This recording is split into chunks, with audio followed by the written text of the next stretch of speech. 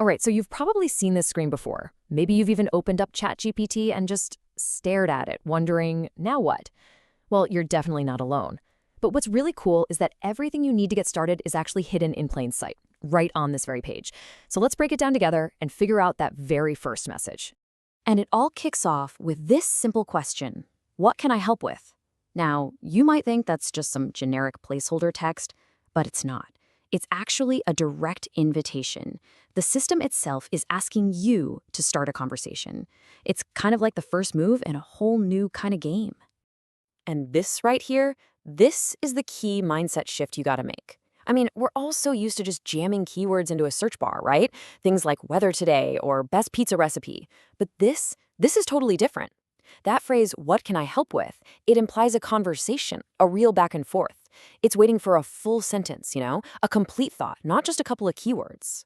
Okay, so if we're having a conversation, who exactly are we talking to?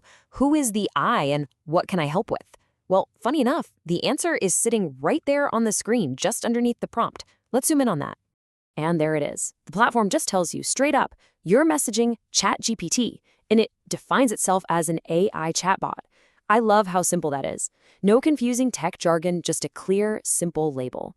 So the big takeaway here is you're not talking to a person. You're talking to a very special kind of program that's built specifically for conversation. And this really highlights the huge difference, doesn't it? Think about it. A search engine just sits there, waiting for you to type in some keywords.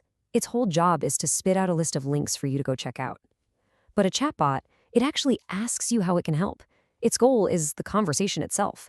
It's trying to understand you, to respond, and even to create something with you. It's way more of a collaborator than just a simple catalog of websites. All right, so we've established that we're talking to an AI chatbot. But hold on.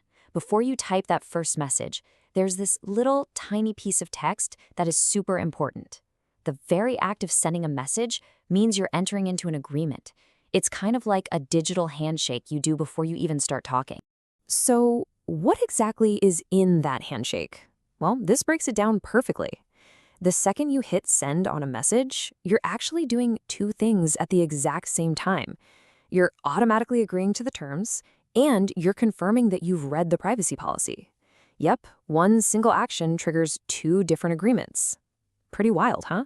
So yeah, that first hello you type, it's basically your digital signature. With that one word, you're saying yes to the terms of service, the rules of the road.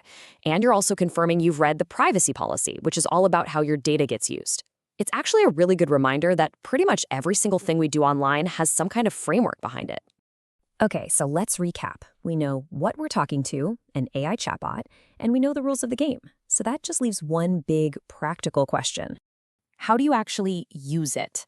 I mean, after all this, we're right back where we started, staring at that blinking cursor. We've got the context, we know who we're talking to, we got the agreement, but what do you physically do? How do you make something happen on this screen? And you know what's crazy? The answer has been hiding in plain sight this whole time, right there in the fine print. That same sentence that explains the agreement, it also tells you exactly how to start, by messaging ChatGPT. That's it. The way to begin is just to send a message. The instructions were literally embedded in the rules all along. So there you have it. That screen isn't so mysterious anymore, is it? It's just a simple invitation from a chatbot, and it's just waiting for your message. So the only real question left is, what are you going to ask it first?